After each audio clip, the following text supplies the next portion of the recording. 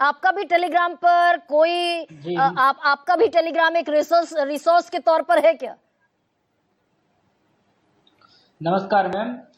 बिल्कुल जी, आपने जैसा कि हमारे बताया देवेंद्र प्रताप जी ने, हम भी टेलीग्राम से कुछ सोर्स लेते थे, ऐसी बात नहीं थी। हम वैसे तो एक ऑफलाइन कोचिंग ज्वाइन कर रखे थे जी ने, हम भी टेलीग्राम से कुछ सोर्स लेते थे, ऐसी बात नहीं थी। हम वैसे तो एक ऑफलाइन कोचिंग ज्वाइन कर रखे थे, लेकिन टेलीग्राम से सोर्स लेते थे। नोट्स आता था और शार्ट नोट्स आता था, हम लोग का स्टडी मटेरियल्स कुछ आता था। हमारे टीचर्स जो थे, ऑनलाइन वाले कुछ टीचर्स थे, वो हमको बताते रहते थे कि हमारा जो है कब क्लास होने वाला है, कब नहीं होने वाला है, आप हमें ये बता दीजिए। अब हम लोग पढ़ाई छोड़ के गवर्नमेंट से क्वेश्चन करें कि हम लोग पढ़ाई करें?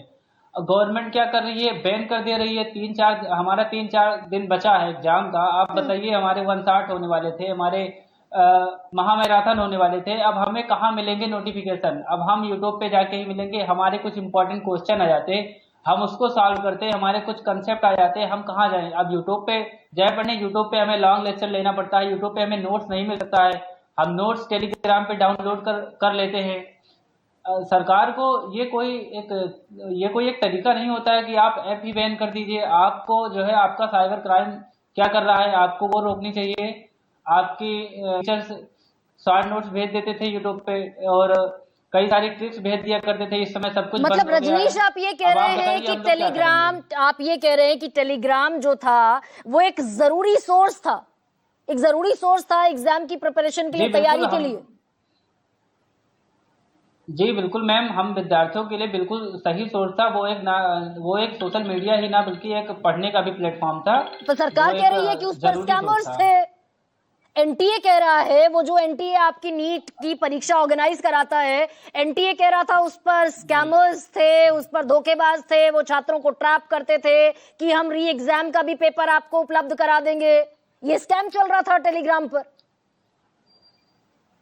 जी जी बिल्कुल ट्रैप है, उसमें उसमें ट्रैप है, ऐसी बात नहीं है कि ट्रैप नहीं है। लेकिन ये एक जो है फाइनल रिजल्ट नहीं होता है सरकार की बॉडी का, एनटीए का, कि ऐप को ही बैन कर दिया जाए। हम्म। आपके साइबर क्राइम क्या कर रहे हैं, आपकी पुलिस क्या कर रही है, आप जो देखते हैं इंटरनेट देखते हैं आपका, हम्म। आपके वो क्या कर रहे हैं? आप उनको फाइंड कीजिए, उनको उनको आप फाइंड कीजिए, उनको आप कोई सजा दीजिए। जो पकड़े गए हैं आप उनको 2 साल की सजा दे रखे हैं और 2 करोड़ का जुर्माना। हम्म। आप बताइए, जो लाखों बच्चों को पेपर सेल करता है, बेचता है, 10-10 लाख रुपए में पेपर बेचता है, उसको 2 करोड़ देने में क्या जाता है? 2 साल सजा करने में क्या जाता है? 2 बंदे उसके, जो पेपर लीक माफिया है, उसके 2 आदमी को पकड़ के जेल में कर दिया जाएगा। आपको सरकार को वहां पे उनको एक ऐसा एग्जाम्पल सेट करना चाहिए, सजा देनी चाहिए कि अगला कोई सोच भी ना पाए पेपर लीक करने के बारे में। अब आप अगले बार प्लान कर रहे हैं सीबीटी मोड में करवाने के लिए। आप बताइए मैम, सीबीटी बोर्ड में आप कोई देते हैं आश्वासन की सीबीटी बोर्ड में अच्छा हो जाएगा? हाँ। अभिनव सर जैसे बड़े बड़े टीचर तो अपने वीडियो में बोल चुके हैं कि सीबीटी बोर्ड में और जो है मैसिव लेवल पे पेपर लीक होता है। पेपर नहीं, लीक रोकने के लिए पेपर लीक होता है। पेपर नहीं, लीक ये तो रोकने के राधा लिए आपको कृष्णन कोई समिति, बॉडी जो बनानी हाई चाहिए पावर्ड सरकार समिति की। सरकार ने बनाई, उसमें इसरो के फॉर्मर चेयरपर्सन थे। ये उनकी सिफारिश है कि कंप्यूटर बेस्ड टेस्ट अगर जेईई की तरह होगा तो लीकेज नहीं होगी। जी बिल्कुल, सीबीटी में लीकेज कम होती है, लेकिन फिर भी उसमें होती है। आप देखें, आप एसएससी का एग्जाम होता है, आप बहुत सारे एग्जाम होते हैं। अभिनव सर जैसे महान टीचर का मैं एग्जांपल देना चाहता हूँ। आपके जो मैथ के टीचर हैं, पढ़ाते हैं, एसएससी सीजीएल वालों को पढ़ाते हैं, वो बाकायदा अपनी वीडियो में आके बोलते हैं कि सीबीटी क्या रोक पाएंगे? आप बताइए, आप जेई एडवांस का पेपर तो अच्छे से करवा ले जाते हैं, वो तो एक बहुत बड़ी पेपर है। आप एसएससी का पेपर, लेखपाल का पेपर, पुलिस का पेपर, सरकारी नौकरियों का पेपर जो सीबीटी बोर्ड में होता है, आप क्यों नहीं करवा पाते हैं? आपको जवाब देना पड़ेगा। आप ये पेपर नहीं करवा पाते हैं, आप 22 लाख बच्चों को कैसे करवा पाएंगे?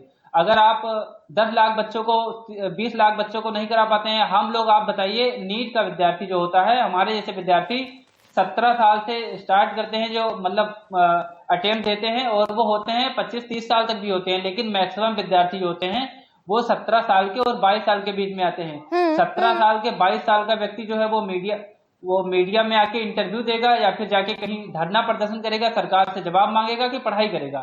एक विद्यार्थी जो 25 साल का, 30 साल का है, वो उसकी मानसिक स्थिति हाई लेवल की होती है। वो ये जो होता है डिप्रेशन, वो झेल लेगा, हम लोग नहीं झेल पाएंगे। मैं गोंडा से हूं मैम, मैं अपने घर चला गया था 3 मई के बाद, पेपर देने के बाद मैं 15 दिन डिप्रेशन में था। उसके बाद पापा ने फोर्स किया, चाचा ने फोर्स किया, फिर मैं आके लखनऊ तैयारी करने लगा। मेरा यहाँ तबीयत खराब हो जाता है, डिप्रेशन रहता है, मुझे एंजाइटी की दवाई लेनी पड़ती है।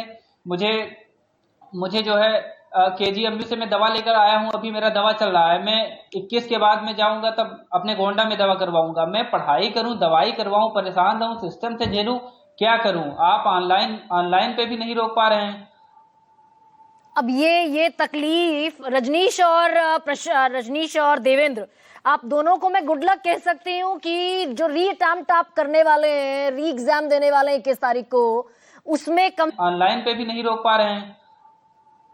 अब ये तकलीफ रजनीश और देवेंद्र, आपकी जो मेहनत है वो जाया ना जाए। और बहुत बहुत शुक्रिया भी आप दोनों का। मलूक साहब